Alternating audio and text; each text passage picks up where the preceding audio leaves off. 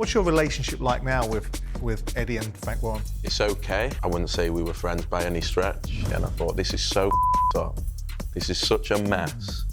I'm going to clean it up. I'm going to change judging. We're going to work with all the promoters, get into the regulations. We're going to get into the doping. You get caught up in the web and you realise this is a real cesspit and extremely intelligent. His backside for the last 12 months. He has to fight for a world title in his next fight. Exactly. In his next fight, and I completely agree. No one's interested in his poker, and no one's interested in his house in Las Vegas. Yeah. They're interested in what he says he's going to do. How do you think he goes down in Saudi, by the way? He's a star. Having been through what he'd been through, and I think a lot of people forget what he went through. What a lot of people forget through.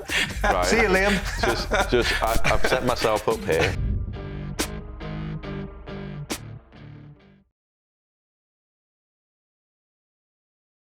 Welcome to episode 85 of Talk Boxing with Simon Jordan.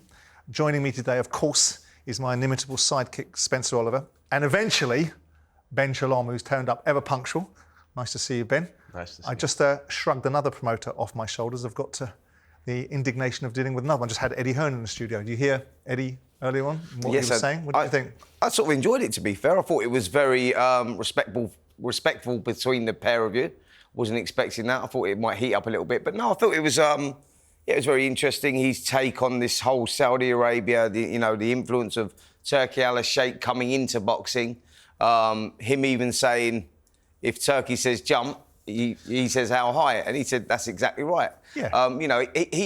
He recognises his place on the food chain, is what we're saying. Absolutely. He recognises that he is making big changes within the sport, and changes for the good, by the way. I think they are for the better. Yeah. I think it's refreshing. Yeah. Eddie's words himself as well, and it's not just Eddie Hearn, it's not just Frank Warren. Well, I was Mr. Shalom's involved in that as well. One of the things I asked Eddie, Ben, was about your involvement now, because you've been brought to the top table, rightly so, as one of the top promoters in the country. Let's have a listen to what Eddie had to say about your involvement with Riyadh season. Boxer and Ben Shalom have come to the Saudi table. Is that good? Do you welcome him in there? Absolutely. I mean, everything, depends on what fights you've got. There's been other cards where we've had, I think the last show we had one fight on the undercard. Obviously we've got the main event September 21st. We've got the main event on October 12th and the co-main. And for us, my priority is to make sure we have the best schedule and best talent on DAZN. They are our principal broadcast partner. And now, with other promoters coming to the fore, we're able to have Chris Eubank Jr. on DAZN, Fraser Clark against Wardley on DAZN, Ben Whittaker on DAZN. Right. So, honestly, I think it's good. And no one's going to... But despite stuff you read, no one's trying to stop anyone from getting in. Well, that was nice for you to hear. I mean, I think it's fair to say, without wanting to cause any controversy, I don't think you've been welcomed in with open arms over the last couple of years as the new kid on the block. What's your relationship like now with Eddie and Frank Warren? It's okay. I think it's when fights need to be made, it can be made. It's professional. I wouldn't say we were friends by any stretch, personally, in any sense. But the early relationships for us, I think, to hear Eddie obviously talk about, we're not going to block this promoter out and this, that's a very new phenomenon. Do you think you've been excluded? No, but let's not put it down to promoters. Frank and Eddie didn't look at each other, weren't even sat in the room together for 10 years. This is down to this is down to Riyadh season and Turki Alalshikh. Yeah. He sort of said that, didn't he? But it's nothing.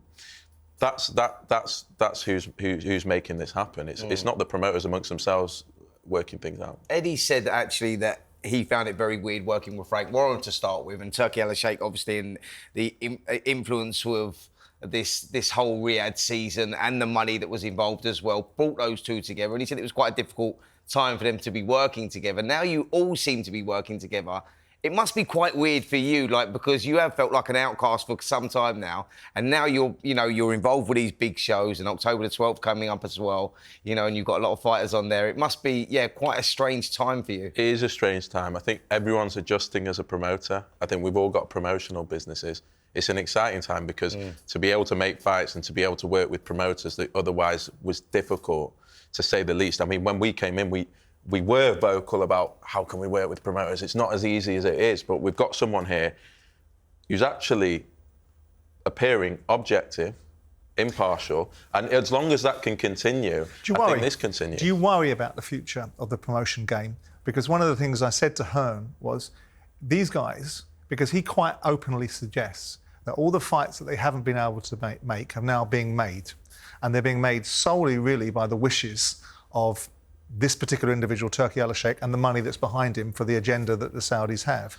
Do you look at it and say, well, if they can make fights, in spite of promoters, well, then they can do pretty much everything else in spite of promoters. So does it worry you that potentially further down the line, the Saudis can go, I'll have your fighter, and I'll have this event, and I'll do it myself, thank you very much, and I don't need you and your sort of agency mentality? I don't think so. The reason is, look at Chris, Bill and Smith. Look at the fighters. I can only speak for our fighters. Look at the fighters that are on the card.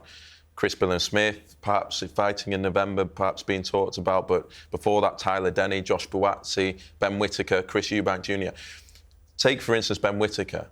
Who's going to put in the time, the effort, to build him, the first few shows, the first 7 or 8 shows, the ring walks, the investment, Chris, Bill and Smith came to us when he was at European level. We sold maybe a couple of thousand tickets, maybe 100,000 people watched it on Sky, not 1 million people. Who is the skill of promotion or the promoters? And I think this is what Turki Alalshikh recognises and Riyadh season recognises. To get to that point, to get to that, essentially what has been replaced is the pay-per-view model for us, was where, the fighter you build him up, and then suddenly he's a household name. That takes a promoter, and that takes layers within the sport to get to that position. Yeah. Otherwise, Buatsi doesn't fight Aziz for a final eliminator, then that Willie Hutchinson or Anthony Hard fight doesn't happen. To it. I understand Chris Billam Smith doesn't come in and fight Isaac Chamberlain. We build him in Bournemouth, build his fan base, build his following.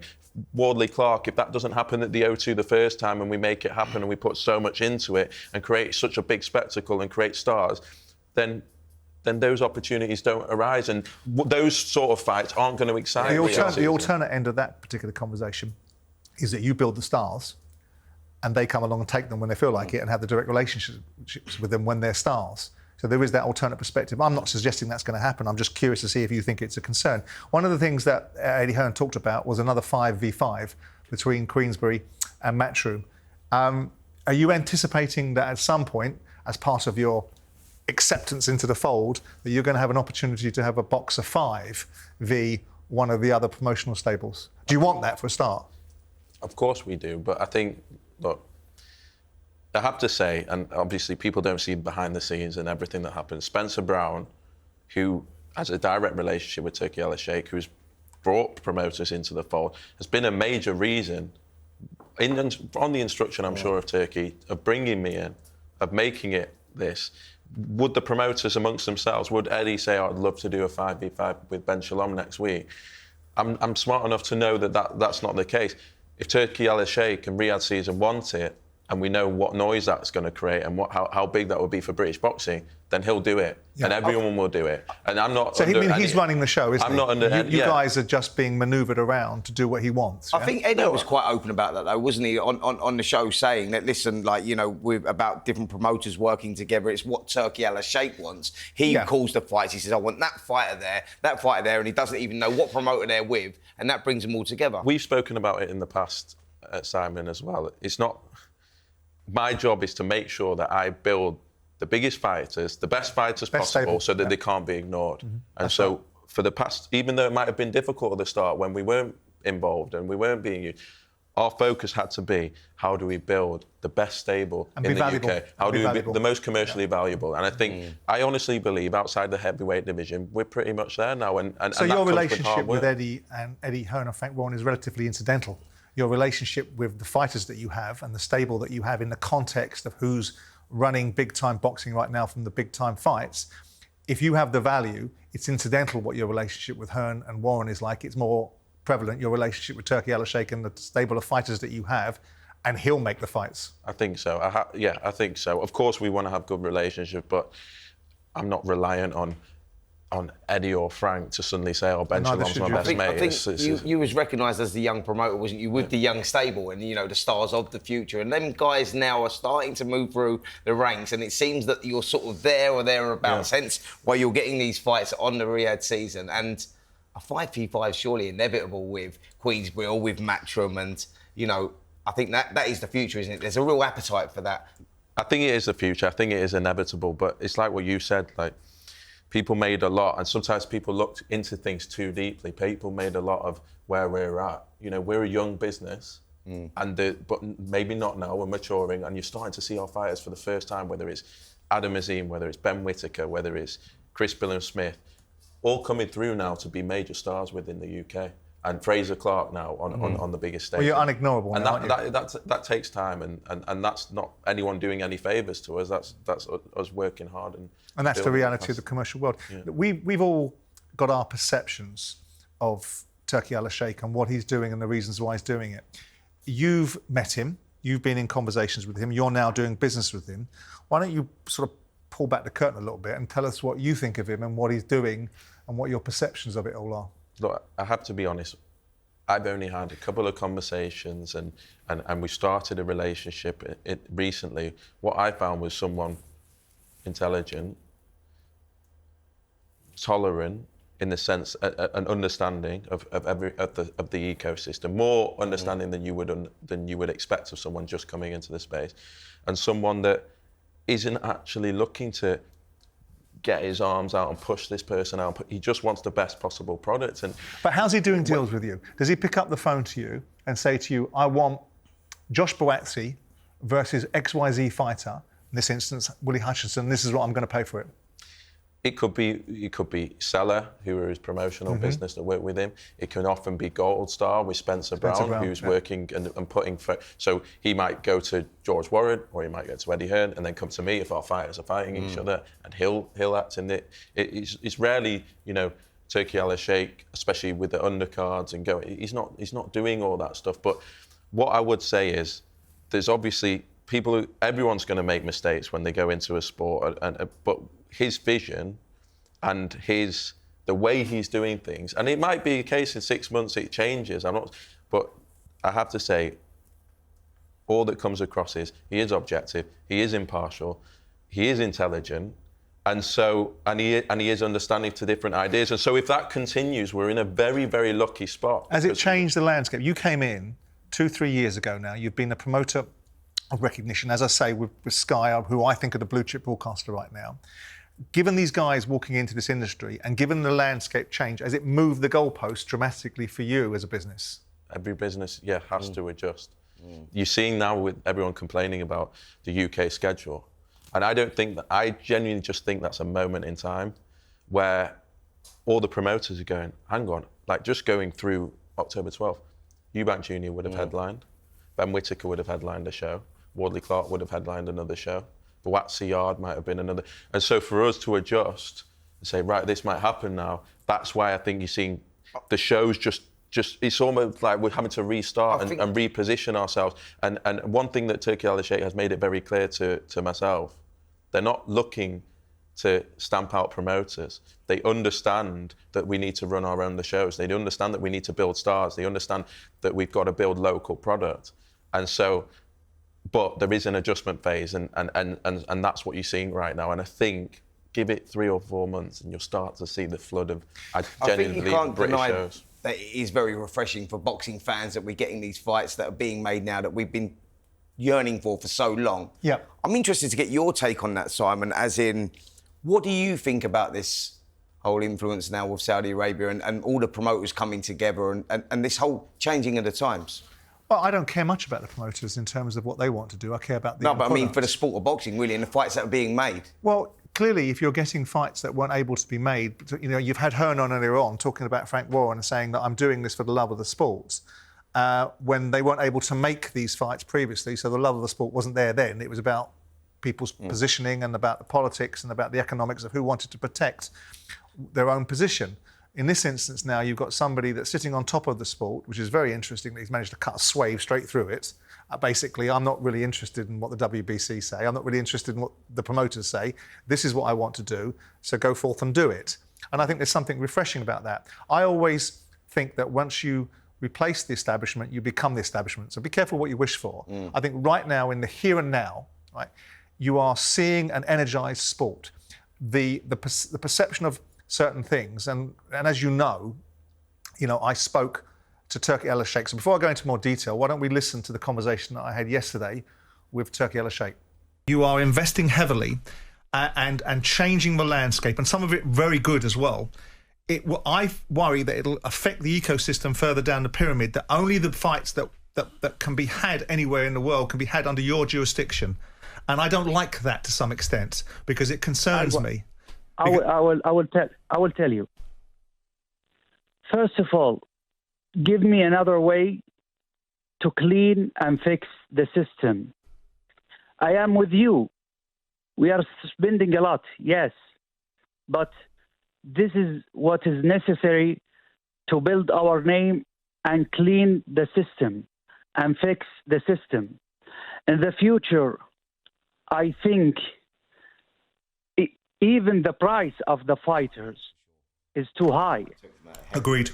One of the things that was very striking from that conversation was his description of cleaning the system. You must have a view on what that comment entails as a promoter, as part of the system. Yeah, I think he referring to the way fights don't get made, the way mandatories work, the amount of belts, possibly the judging, the fragmentation of the whole sport, the different broadcasters, the different promoters, all with different interests. I think he's looking at it, and we always talked about it, and every sport is a business now, isn't it? But unfortunately with boxing, the business often overrides the sport. It's not in other sports you have a set format, you have a set league, you know what's going to happen next, you know what. Yep. With boxing, it's business is so part of it, and it's part of the reason why people love it. Let's be honest, they get entertained by all the politics and all this and all that. But ultimately, as a sport, it hinders it. And I think he's looking at it saying, this isn't how a real sport should work. It's and that's it's what a I think broken system, that's what like he needs. 68 different world titles on the line. There shouldn't be as many as that. It should be. He's saying that really it needs reinvention. Yeah, I think that's what he was saying. And he's right in many ways. Well, he is. He's looking in with a fresh pair of eyes. It's like going into politics, being a politician, thinking you can change the world, and then realising the system is slightly difficult. Just what you said then. When I decided that I wanted to go into boxing, right, I was 23 years old, and I looked at it and I thought, this is so up. This is such a mess. I'm going to clean it up. I'm going to dive in there. I'm going to change judging. We're going to work with all the promoters. We're going to get into the regulations. We're going to get into the doping. We're going to, and obviously I don't have the resource, and I've had to work in the bottom, but you get caught up in the web, and you realise, shit, this is a real cesspit, and this is why it is. And the more you uncover, the more shit that you find. Yeah. And so I've been on that process, and that's why I am, regardless of what people say about where it's coming and everyone's sucking up to him, I get it. But actually, this was the reason I got into the sport. And sometimes you get lost in it, and you get your head spun, and you get an experienced promoter doing this and that and whatever, and you have to build your business. And I've had to operate within the confines of the sport. I've not to gain precedence. No. Whilst he can stand back with an objectivity and with the resource to say, I'm not going to play by your rules. Correct. And so I find it extremely refreshing. And I'm just saying, as long as he can keep away from getting involved in the crap, and it's going to have to take discipline, and it will take a real intelligence, then he's the one that has a chance, because no one's perfect. And to say it should be this country or this body or this running what's going on, someone has to stay out of it. He has the economics, Ben. I mean, I have the similar experience in football when you walk in and buy a football club and you're in the Premier League and you think, well, this is bull. This is nonsense. That shouldn't work that way. That makes no sense. This is an orthodoxy that's badly thought out. And then you realise that you're in a machine and you can't actually change the system. You can finesse it. You can't change it. Right? Whereas this guy has the cash to turn out everybody's lights. Yeah.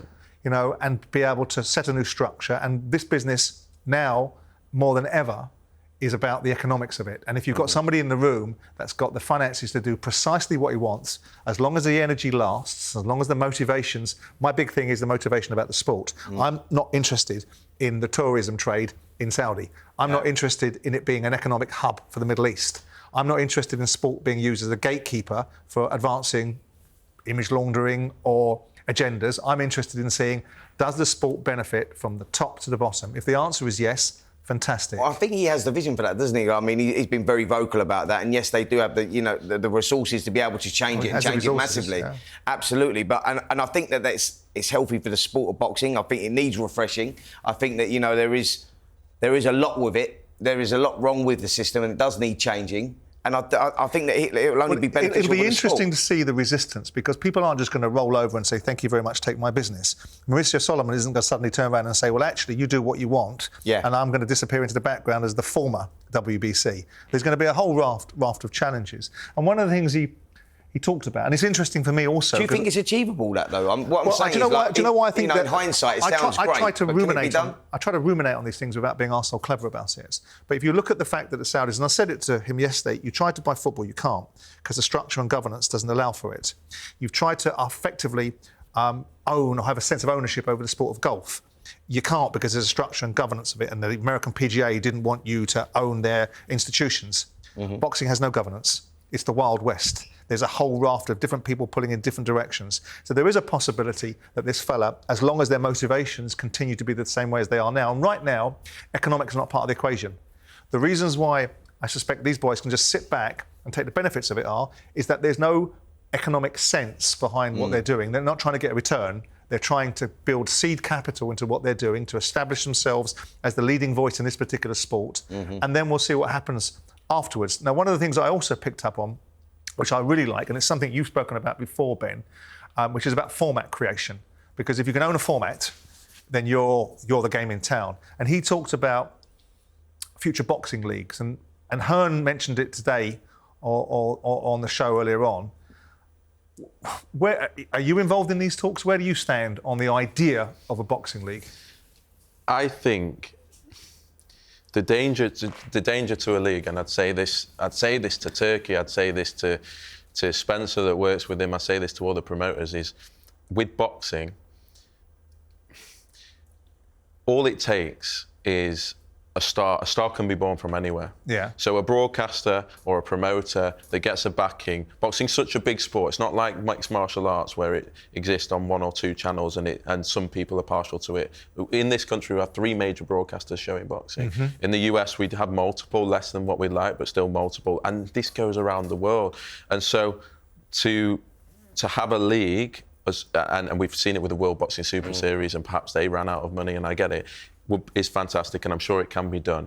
But I think there is an understanding that you have to take people along the way, because build a relationship. You like it though, the tribalism side of things, don't you? Of course I do, but at the same time, if you want to create a holistic sport, you have to have the major promoters involved, because they're the ones that are going to develop the talent. But they're the ones that can create a star. Ben Whittaker, for instance, he becomes the biggest star in British boxing in the next 12 months. What happens if he doesn't want to be part of the league? Or what happens if Gervonta Davis, or I'm not saying, it could come from anywhere. And so I think these are the conversations, and this is why it takes so much work. But if the framework is right, everyone wants to be part of it, won't they? I think surely that's out of the boxers' hands as well, though. Surely it's more down to the promoters and the people that are investing within the sport about the whole league. Because I think it would be refreshing for boxing to have something, and for the younger fighters and the younger kids that are looking to come through, that's their dream, that's their aspirations, that's where they want to go. So I think it's a real appetite for that. I just think there's always going to be an appetite in boxing for local content. Whether it's Polish broadcasters that want to watch Polish fighters, and we've done shows in Poland, whether it's French broadcasters and we've done shows in France, we know what the broadcasters want and we know what resonates, and boxing is tribal. And boxing wants those British, that Liverpool man against that Manchester man. And when we've done the past 2 or 3 years, our highest rated shows, bar none, always are when it's 2 British fighters, always. Indigenous. And so our focus is different. But that will always exist. If it can exist in part of a wider ecosystem, then this sport is going to go through the roof. Also, as part of his perceived revolution, Turki Alalshikh talked about pay-per-view prices. Well, that's going to be music to the ears of boxing fans. Let's have a listen to what he said. I dream the pay-per-view with good price to make the fans happy and subscribe and watch it legally. Usually, when I see the pay-per-view high, usually a lots of numbers going and watch the fights illegally. And this is not healthy for boxing and for the platform and for everyone. My dream and what I will try to push a Riyadh season card to have our show less than 20 pounds in England and less than $20 around the world. Interesting. I mean, there is a degree of irony about that because there has been some significant piracy in Saudi, but maybe that's a controversial subject. He's talking about a price point of 15 quid. I mean, I think that would be a price point that most boxing fans would bite people's arms off at the shoulder. I mean, what's your take on that? You are in the business of selling pay-per-view with a major broadcaster. Can he, within his range, start dictating potentially the price of entry for pay-per-view? I think when he's taking the financial risk, you dictate what the commercial terms are. And historically, that might be myself with a broadcaster. Sometimes it's a combination between the promoter and the broadcaster as to who's going to take the risk. Sometimes it's the fighters that will take the risk. Historically, I've done shows where the fighters will say, you know what, this is going to do very well, I'm going to take the risk. You just take your percent. So usually it's coming from promoter, broadcaster, fighter. When it's coming from a third party like this, they can dictate the terms. And when you have so many different broadcasters involved, though, like different broadcasters come up with different prices. The Sky will take one thing, TNT will say another, DAZN will have another price. How will he be able to dictate that with the actual broadcasters? Is it a sit down around a table? I mean, how does it work? Possibly. There are price fixing issues that come into play when you've got multiple broadcasters, and so I'm sure that's a consideration for the broadcasters. But I think he's got an idea of what product he wants to create and how he wants to get it to market. So I do think broadcasters, in some respects, are left with a take it or leave it scenario, because ultimately, I heard Eddie talk about our fighters being on DAZN, but we're getting huge fights now on Sky consistently, and it's shared, and probably you're getting more of the buyers and more of the viewers on Sky Sports. When Turki Alalshikh says, look at this card, it costs 20, 30, 40 million quid, and then wants to, I'm sure, yes, there'll be a conversation, but ultimately, you know, they're the ones taking the risk. You understand that side of the business, though, Simon. Is it achievable? That's what I'm saying. Well, it depends how much money. If he's taking away the onus for broadcasters to fund any of the fights in terms of purse or contribution towards promotion, then the element of pay-per-view becomes less important. But I was going to ask Ben, typically under a pay-per-view proposition, how is that distributed? How is the money distributed? It depends. So if you charge 20 quid for a pay-per-view or $29.99, where's that dough going? The promoter will have a split with the broadcaster. That could be anything. I'm not going to get into specifics, but they'll have an agreed split. And so the broadcaster will take his split, the promoter will take that split, the promoter will keep sponsorship, ticket, international broadcast revenue. That will go into a pot, and that will pay the fighters. The broadcaster usually takes his percentage and gets out of the way. But there's a case where the fighters would take a split as well. So yeah, but that will always scenarios. be so the promoters and the fighters, if say you're on one side and the broadcaster's on the other, we're the subject, we're using the broadcaster to market our fight, they'll take their percentage. Anything that's left is a split between fighters, promoters, sponsorship, tickets are all thrown into that. That's usually how it works. So there are occasions where a broadcaster has been known to take more of a risk on a fight, and then they'll have a bigger percentage. But usually the promoters are the ones that take Are you the risk. comfortable with this new game in town setting a benchmark at something like 15 quid? Because it now opens the Pandora's box of that's the expectation, that's what the fans are going to expect to pay, and all of a sudden you've closed that revenue stream down at a certain price point. And if people's agendas diverge rather than continuing to converge, all of a sudden you've got this monkey on your back of a £14.99 price point. You do. £20 has always been the typical go-to, price in the UK. I think the US has more of a problem with their price point. So it's not hugely different, but £20. I think ultimately, I've always thought that every fight is different. It depends on what's going on in the market at the time. I think we can get lost in what's happening today, but what happens tomorrow can be very different. And if there's a lack of pay-per-views in January, February, March, and you have a big fight, people will pay what they're going to pay for it. Ultimately, the pay-per-view price is down to what the fighters... But he's making statements. Yeah, but the pay-per-view price is down to usually what the fighters are being paid. That's exactly what dictates it. But not in this case. No, that's I taken out. I think by putting it at that price, £15, it's about building the audience, the boxing audience. I know that's what he thinks. And then, like, you get more volume at £15. Well, there is a school of thought that says if you give something away for nothing, people value it at nothing, and it's and ultimately people have a view of what they. If you price something at premium, then you give them premium quality, and people will pay what something is worth. And there's a balance between saying, and I do hear the argument, but there's a balance between saying I'd rather have 1 million people at 15 quid than 500,000 people at 30 quid. If that logic is to be believed that you can get the 1 million people, do you think, Ben, that the market with boxing as it matures, because it's an immature broadcasting market still, irrespective of how dominant the marketplace has been back in the days, do you think that logic works? If you take the price point down, you're going to attract more people that are casual viewers to be more regular and be more visible in numbers? I think boxing has been limited by its inaccessibility. That might be ticket pricing, that might be price of pay-per-views, that may be broadcast partners because it's only ever on pay TV these days because that's all can afford it. Paywalls, yeah. I believe in boxing and the power of boxing. There's no language barrier. It's very easy to understand. We live in a global world now where it can be broadcast all around the world. It's short form, which is conducive to short form content all around the world. Yep. This sport, for me, and this is why I'm never thinking, oh, this is mine, this promoter needs to go. It's a broadcasting dream.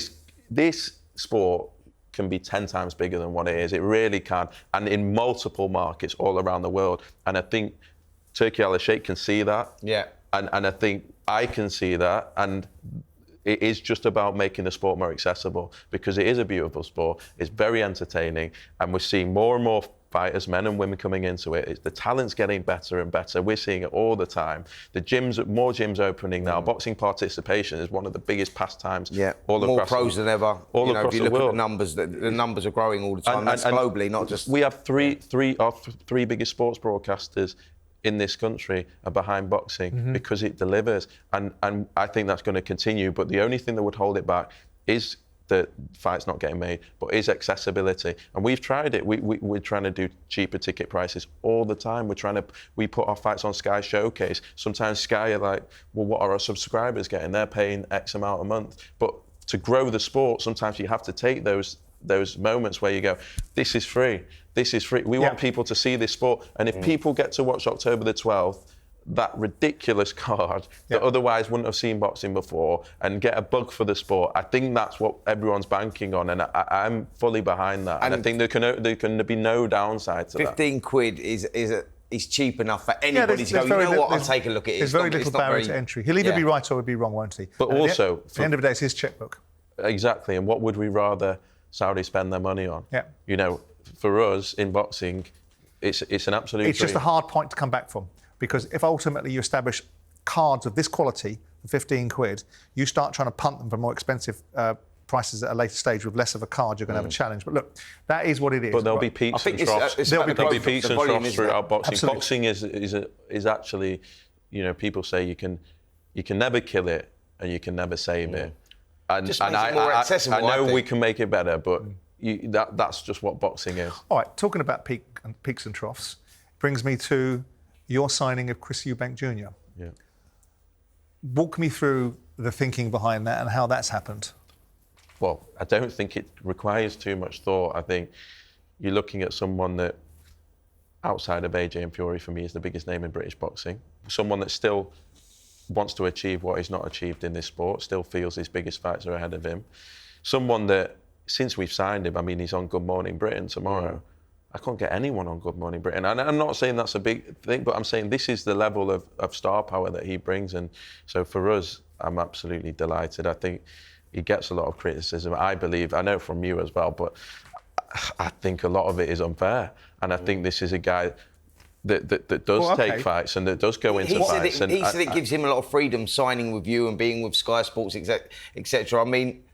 I mean, what is his involvement with boxing? Is he now part of the business, or is he just signed? If you just signed him up as his promoter? Look, we try. I'm not an old school promoter in the sense where I say to my fighter, this is what you're doing, see you later, this is your purse, and see you, look at your contract. And you ask any of the guys that are with me, it's a collaborative process. How do we grow you? How do we grow your brand? Whether it's Ben, whether it's Fraser, whether it's Chris now.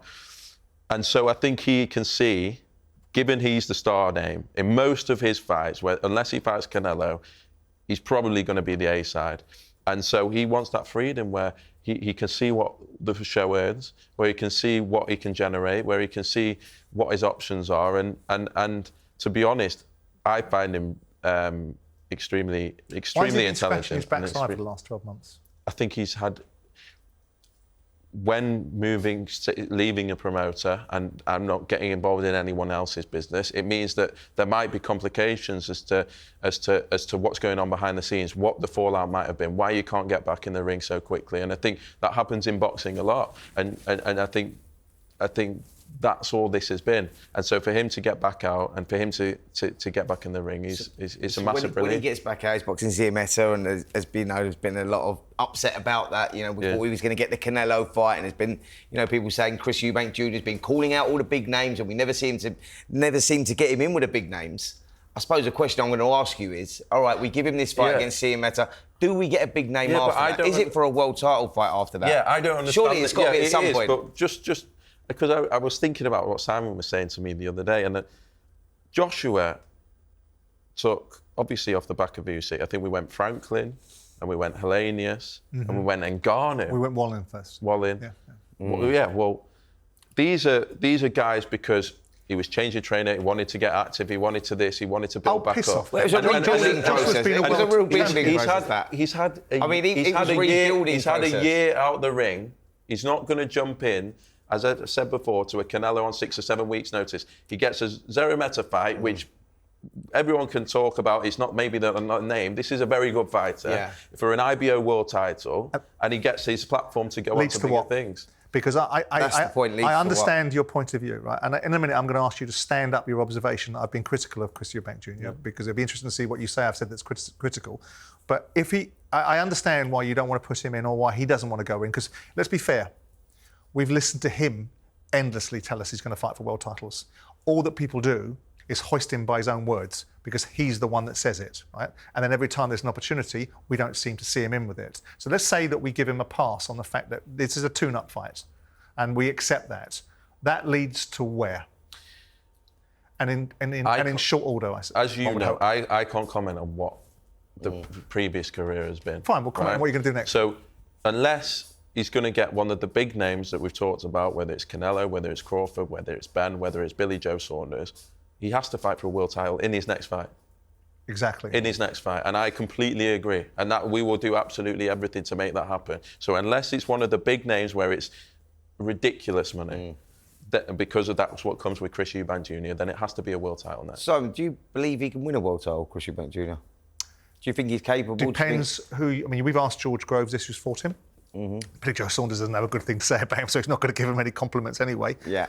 Depends who you put him in against. If you manage his career and create an opportunity for him so that the right fight comes along against a champion that he might be able to beat or for a vacant belt, then I don't see why not. But if you're asking me, does he win against some of the best fighters in 160 and 168? No, I don't think so.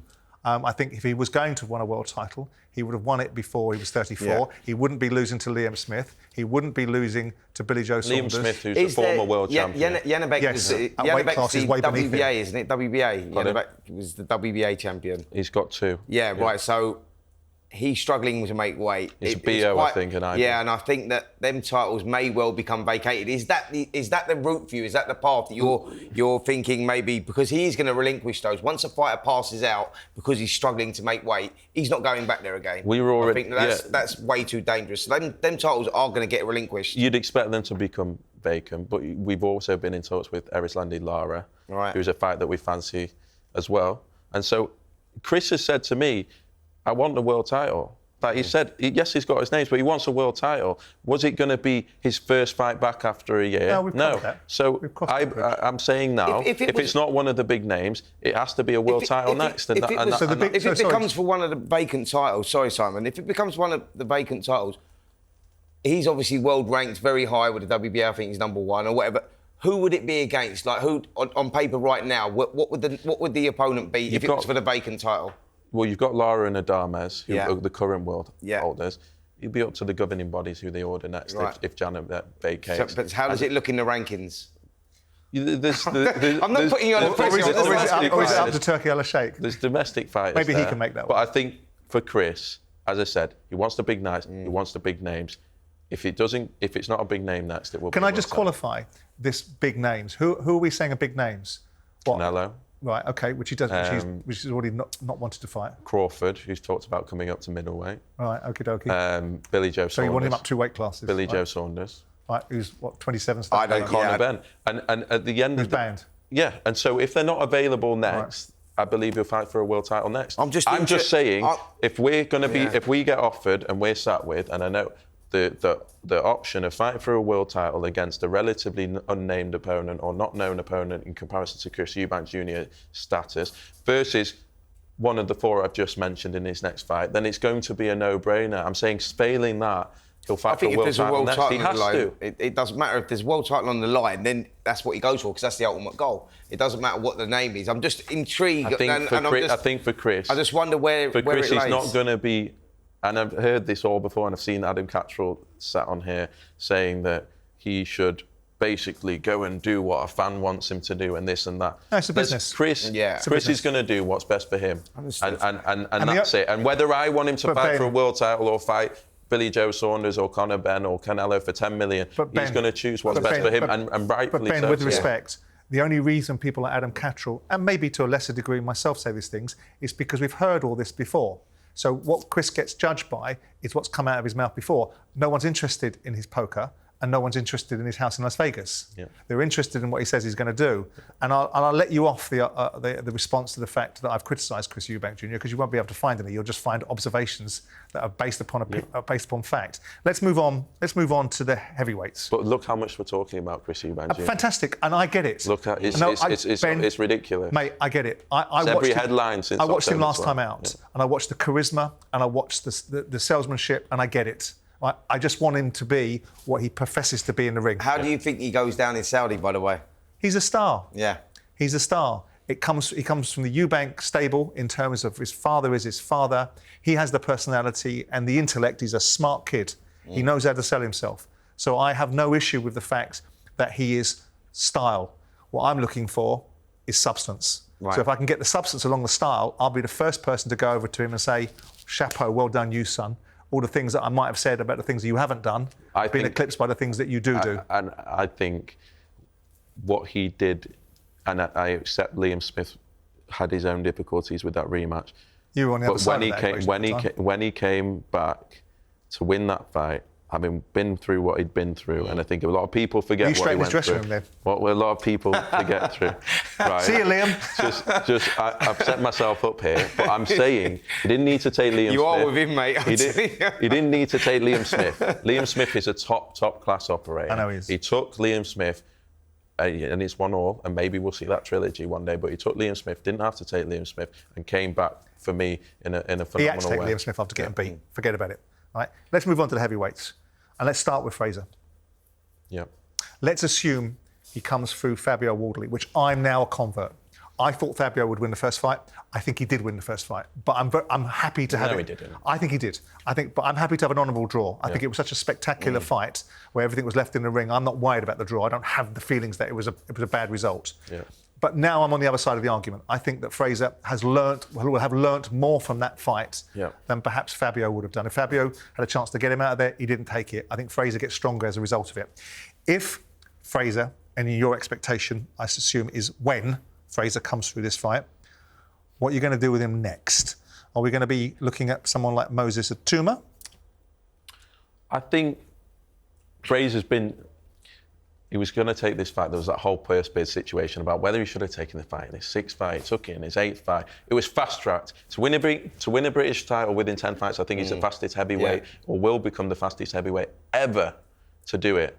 So I'm under no illusion, and people might say, he should be fighting Caballel next, or he should be fighting this, or he should be fighting that. I'm under no illusion that we still want to develop him. We want him to become a world heavyweight challenger. And But so for him to do so we're that, next If he wins that. I'd that like to- fight, if I'm honest- it puts him in a level where you go, you'd rather him kick on as opposed to going back and fighting someone like Moses and Toma. Correct. I think you agree with me, Simon. He's possibly not just the best prospect in heavyweight boxing, but maybe world boxing. I mean, that kid is sensational. Correct. That's And not a fight you want unless there's a lot on the line. Exactly, not now. I think that's a fight that can happen down the line when Moses has built his stock and become, Fraser after this, hopefully is a real heavyweight in demand. But for me, I would like him to go back. I'd like him to headline in Burton. I still think the Johnny Fisher fight, for me, is a fascinating fight and is a huge fight for British boxing. For me, a pay-per-view fight potentially next year. So What, he's 15 quid? Is that a fight that you would take next? If he comes through Fraser Clark, would you take Johnny Fisher next? Is that what you're saying? Yeah, of course we would. I think Johnny will have his own plans, and I'm actually very respectful of that situation. I think what their family done and how he's building is perfect. Yeah. But they'll be looking at Fraser Clark, I know, and saying, that's the big guy. Yeah, that's our guy. If he's British champion and it's early next year, it's an absolutely huge fight. Love that. There's big options. Martin Bacoli. I mean, he was very good against Jared Anderson, and no one ultimately expected it to be for him to make it as easy as he made it look. I'm not suggesting it was easy because there were big guys in there. I mean, you think he's a serious contender? Yeah, no, I think he really is. I think Martin Bacoli is the danger man of the division, the most avoided man of the division. That is a fact. I think that people within the sport recognise that. And it's not a fight that you would particularly want to take unless you had to with Martin Bacoli because it's risk against reward, isn't it? So what are you going to do with him? For me, it's odds on. We want the biggest test, but odds on is Zhang next. That's the fight that Turki Alalshikh, I believe, wants to make. That's the fight that the fans, you can see, are calling for. And I think it's going to happen next. I think, for me, I also want Martin to look at what Francis Ngannou has done in mixed martial arts and becoming an ambassador for Africa. And I'd love to see him fight in Africa. I'd love to see him fight in the Congo and build what would be for us Boxer Africa. We think he's got that much talent and that much ability that with a big commercial push, he can be a star of the sport. Could we see the fight land in Africa, or could we even see it land in China? I mean, is that a possibility with these two? Because surely a homecoming for either one of them is inevitable. It's huge. Look, Africa is a beast. Smile on your face, Everyone's been trying to crack it for so long. It's the 50th year this year of Rumble in the Jungle. And it's something that we're looking at. Hasn't Parker called the next fight with Zhang? There's some sort of... I just don't think... He's activated the rematch clause. Zhang has, but I just don't think... It's not a fight that any fan wants to see. And it's not a fight that I don't think, other than Zhang's camp, anyone would want. And I think probably Turki Alalshikh is in that camp as well. So pay Joyce some step-aside money. Yeah, I think Zhang Bacoli will happen. What about the immediate future for Boxer? I mean, your development over the last 2 or 3 years, I think you've now got a stable that merits conversations with the Saudis, hence the reason why you're at the table. You've built representation in each division now, and now you're starting to see the fruition. One of the stars, the inevitable conversation, is around Ben Whittaker. He's been on this rise for the last 12 months. When people talk about Ben, I'm a huge fan of his, right? And you know that anyway. I'm not one of those people that thinks the piss-taking and the showboating is a problem. I think it's charisma, and I think there's not enough charisma in society. But one of the things that does slightly concern me about his pursuit to the highest level of the light heavies, and it may be that Beterbiev and Biv will disappear over the horizon and they're not concerned for him. But there's a criticism of Ben's power and his ability to be able to get people out of there as a result of a lack of power. What do you say to that? It's just wrong. Speed, timing, look at his first fights. I think he's a counter-puncher. That's what he is. So when someone comes in and just wants to tuck up and makes it quite difficult, it can make it, in those moments, Ben Whittaker is going to get better the better the opponents. And you've seen that in his amateur career, whether it's the Cubans, whether it's the Eastern Europeans. Watch when someone comes... Is he going to get better punch power, Spence? But that's what I was going to say. You can understand why people are saying this, because you're right in what you say, Ben, as in when a guy comes to survive, he's very difficult to get out of there. But the great fighters find a way. They do that. Like you look at a young Nassim Hamid, he'll break through and he'll take people out. There is a question mark over how hard he hits. That is for sure. Listen, that is still... that is still an argument He's- that will continue until you see him wiping fighters out. You've seen him, because we've seen him in his last couple of fights, and he connects cleanly, and the guy's still standing there, and the guy's still coming back. So But we've I also think seen that it. is- We've also seen him take people out with one Oh, punch. absolutely. What And I'm so saying is there is a question mark there. Does Ben, and I'm sure he'd admit this, sometimes go through the motions in fights? Does he sometimes entertain so much that maybe it's not as clinical sometimes as in every single fight, but go through Mike Tyson, go through Nassim Hamed, go through Muhammad Ali, and tell me that every single one of their fights was an absolute game changer and a knockout. That just doesn't happen. Sure. And he can knock people out, and his timing and his Well, I speed think- I suppose- and his power will I suppose show the that. question is, Spence, do we worry about the power of Bivol? No, absolutely. So no, he's a masterclass. so my point- Listen, I'm not so the worried about point the is- power. I've always said... Ben is also a huge light heavyweight. And I think people forget that. Yeah. His frame and he can bully people in that division. And as I say, he's had 7 fights and he's still Simon, I'm not one of those improving. that's worried about the power of Ben No, Whittaker. I'm I've not always said, particularly either. like yourself, I'm I not said, listen, particularly the either. kid's going to the top. Yeah. That is a fact. I do believe he's become a world champion. But it's a question that has a boundary, And how so it- it's a yeah. question that should be asked. And if the answer is, don't worry about it. And that's why I use Bivol as part of the example, because it didn't stop Bivol. Bivol hasn't got concussive power. Yeah. He's just got quality and discipline and all the attributes that's made him an elite champion. Ben brings more attention because Ben brings more attention upon himself. Flamboyant, And that's the yeah, nature of the flashy beast. And and- I think that's what makes him so charismatic. I think he's a good speaker. I love the way he dealt with Sky when they were being arsed so clever with him about his showboating, which I think Yeah. Andy Clark Andy got smacked Clark, around yeah. by him metaphorically. When are we going to start seeing... I mean, you've got to manage his career. And one of the things that I've always admired that Frank has done relatively well, and I'm assuming you're going to, is matchmaking and making sure that the fighters get the right development at the right time. But there is going to be this clamour for Ben to be in with the bigger boys in the division. And by that, I mean people like Dan Aziz or Lyndon Arthur. When are we going to start seeing those sort of names coming across Ben's horizon? Because when he starts dealing with those guys, the effect is going to be even bigger. enormous. I think this is a big step up for him, by the way, now. Yeah, I know Coming you into do. this fight. Yeah, Liam But you don't Campbell's expect him big- to lose, do you? I don't expect him to lose, because if what I think about Ben Whittaker is true, then he should come through the fight. What I'm saying is this is a major test. At this stage of his career, he's in with a guy that's got a lot of experience. He's coming in with a lot of self-belief himself. Just lost a split decision to Lyndon Arthur, which is a good result on its own. Lyndon Arthur, beat Anthony Yard. Yeah, he took a part in the return, admittedly. But what I'm saying is the result still stands. You're looking at where he's sat. And It's a big step up. And it's someone coming to take his head off. And don't be surprised if Mr. Whittaker ends that fight in emphatic fashion. And because he's in there with someone that is Well, it's really making a gonna, statement, isn't it? really going to stick it on. Yeah. When will he fight Dan Aziz? When we fight Lyndon Arthur? When it makes sense, but I would look at that British European level towards the end of next year, and I think that's incredibly fast for a talent like him. For us, we know we're sat on and sat with, and we knew when we signed him. Stardust.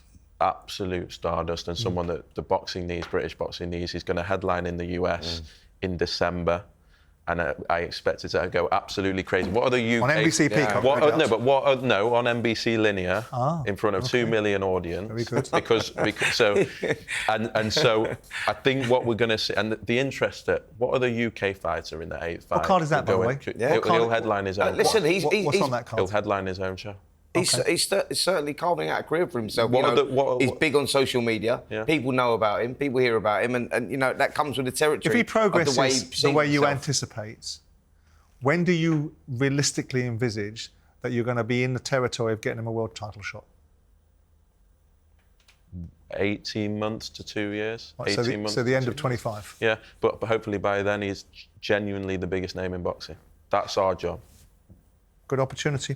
Chris Smith, who I really like, saw him in Germany. I think he deserves everything he gets. Yeah. He's one of those fighters that you want to do well and want to make his money from the game. Appears to be going a different route than taking Jaya Patea. I don't think he should jump up and down when Jaya Patea says he should jump up and down. I think he should fight the fights that he wants to fight, get paid for it, and then he'll eventually fight Jaya Patea if he overcomes things. But more importantly, it's irrespective of what I think, what are you doing with him? It's going to be unification next. It was always going to be Who with Ramirez? one of the two. That was always the fight we've been speaking to Golden Boy about it a long time. I don't want to speak too soon, but to think about sometimes after that story in particular is just like, you have to think about when we signed him and where he was at. I mean, we were not. It was just come off the back of Tommy McCarthy. I think he'd had 2 fights with Tommy McCarthy. Yeah. We took him to his hometown against Isaac Chamberlain, and he had an absolute war that night with Isaac Chamberlain. He's then gone on, fought in December, and he fought in Bournemouth again. Beat Lawrence Okoli, then in Bournemouth. Then he's gone Masternet. Then he's done Riyadh. He's cleaned up the whole of the British scene. Yeah. He's a world champion and an established world champion, now going to unifications he's made life-changing money already, and he's going to make even more now. And it just shows, I think for me, that's the beauty of boxing and why we should never... we talk about all these leagues and that's great, but that's called proper development and proper hard work and taking the fights at the right time for your development. And what him and Shane have done, and those 1% that they talk about that he will never leave in the gym, has created a monster that will be undervalued in this unification. Is he not? I mean, if you talk about unification, right? You can unify by fighting Jaya Patel. You can take his IBF belt, can't you? So, are you not ready for Jaya Patel at this moment in time? We believe that Chris will be, if it is Zerdo, it might be Opetaya next, nothing's signed. If it is Zerdo, we believe he'll win and we'll be fighting Opetaya in the new year. We want to maximise the biggest... Does it give you, if you get him another belt, does it make you more financially able to negotiate a better deal for him than perhaps Jaya Patel doing him a favour by the perception he's the beast of the division? I think so. I think, unfortunately, with Chris, it's always been the B side, and again, and even though he's world champion, holding 2 belts, mate, that gives him a lot of weight. Even now, it feels like, as you said, Opetay's the guy, and he'll choose who he fights. Yeah. And for us, the Ramirez fight is a fascinating fight, and it's a fight that we believe we win, and we believe we set up the biggest fight, and as you said, get him the biggest reward. Home soil. We'll see. We'll see. We'll see. Well, we'll see. I mean, it's one of those where, Chris Billam-Smith, I've saw him fight against the Coley. I don't think he was expected to win that fight, and all the pressure of fighting at home. He was a bit wobbly against Masterneck, and he came through it. He's been the underdog a number of times. And Richard Riakporhe was just diminished. I don't think anyone priced it in, so he deserves whatever he gets. That's it for episode 85 of Talk Boxing. Spencer, I'll see you next week. Ben, I'll see you next time you turn up on time, and we'll see you next time we're out.